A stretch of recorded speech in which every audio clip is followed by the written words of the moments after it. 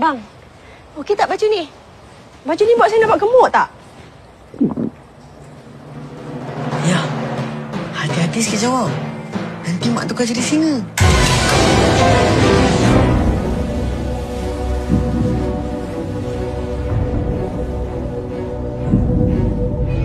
Ayah nak kena pilih yang mana ni? Jangan jawab B. Kalau ayah pilih A. Cantik. Cantik? Apa maksud awak cantik? Saya cantik ke? Baju ni yang cantik? Ke cantik? Lepas ni kita boleh balik. Jangan ya.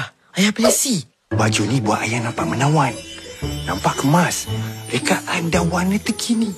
Taburan manik dia sesuai dengan ayah. Paling penting, tak nampak gemuk.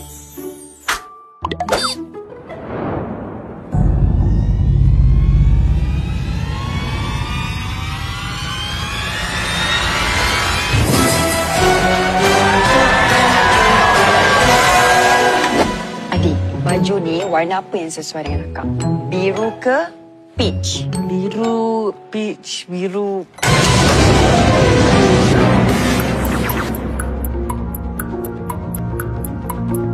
Jawab betul-betul, Dik. Jangan jadi macam raya tahun lepas. Assalamualaikum. Selamat Hari Raya.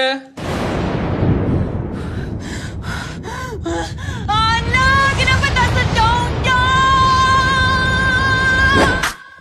Adik, talian hayat. Talian hayat. Hello, Abang Ilham. Baju raya tahun ni warna apa? Kawan ni warna peach. Kenapa? Okey, nice. Tak ada apa-apa. Okay, bye. Peach. Sebab akak nampak lebih yakin dengan warna peach. Oh, ya ke? Okeylah. Oh, selamat. Cantik. Abang, ayah minta maaf dari hujung rambut sampai hujung kaki. Terima kasih sebab jaga makan pakai ayang dengan anak-anak sampai hari ni. Sekak abang pakai baju Melayu ni. Cekel kan? Samping percuma. Butang pun percuma. Nikmat apa lagi yang kita nak dustakan? Abang pun nak minta maaf kalau ada yang terkurang. Assalamualaikum. Selamat Hari Raya. Wow, sit down.